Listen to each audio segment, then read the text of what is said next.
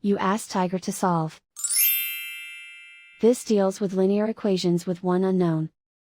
The final result is x equals 13. Let's solve it step by step. Group all x terms on the left side of the equation.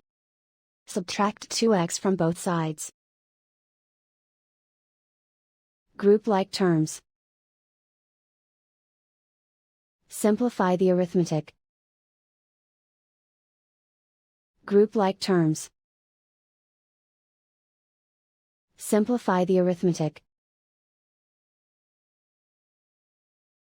Group all constants on the right side of the equation. Subtract 8 from both sides. Simplify the arithmetic.